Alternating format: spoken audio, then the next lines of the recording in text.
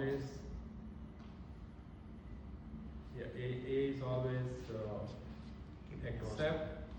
accept everyone, also yourself. First I have to accept myself, only then I can radiate the peace, joy, love, what God has set us to do.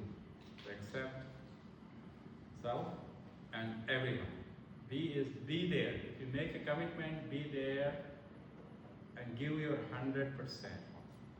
C is for the compassion, because we are all fellow citizens of this universal earth. And we all have to coexist. We have to accept, acknowledge, put our differences, only look for commonality.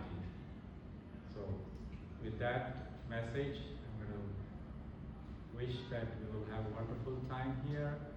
And Earth Day is just not today only, but every single day.